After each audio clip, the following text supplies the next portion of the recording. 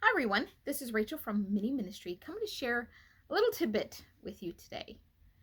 Most of you, if I asked you what is a VIP, you would probably give me the name of some celebrity, some sports figure, somebody who sat at the head of a very important table at the White House or at Parliament in Britain, somebody who's done something major in the world or has done a big accomplishment.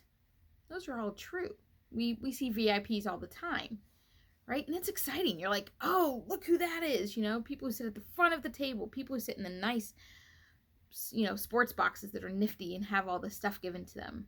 People with butlers and maids and maybe all that kind of thing. Maybe that's what you think of.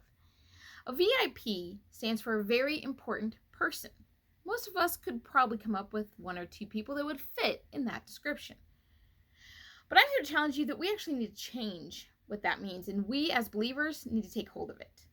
I think instead of a very important person where we elevate people because of maybe their status, because of even in America who they're married to, or the shows or movies they've done, or people they've ate with, whatever the case may be. In a lot of cases, that's what it's become. But instead, I think VIP should mean a very impactful person, or people, how you choose, right? Very impactful person.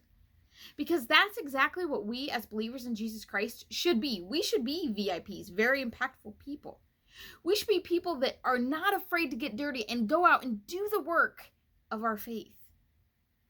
Too often, especially I think here in our country in America, we've become somewhat standoffish and hands-offish when it comes to really living out our faith.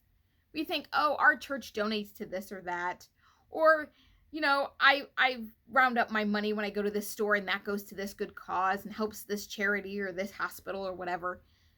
But we don't really do the work ourselves.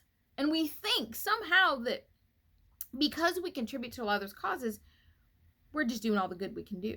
And while I'm not saying that that's not good to contribute to those causes, I'm sure it is.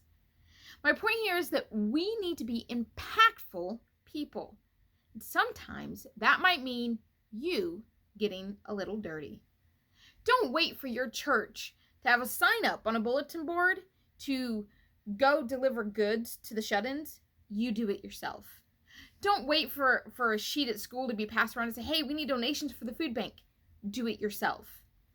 Don't wait for a thing about missionaries saying that they're short on funds. There are plenty of places you can go to actually physically send missionaries goodie boxes to help them in their mission field. I have nothing wrong with churches and charities and organizations who do all these kinds of good things.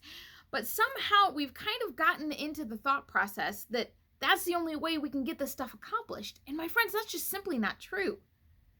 We have to be willing to be people who do the work.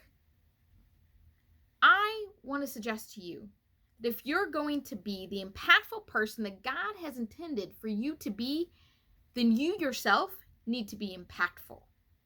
And that's going to look different for all of us in our ways of life. But think about how you could be an impactful person. Can you volunteer your time down at the food bank or at the rescue mission? Can you serve a meal? Can you bring meals into a shut-in? Can you help babysit a single mom's kids?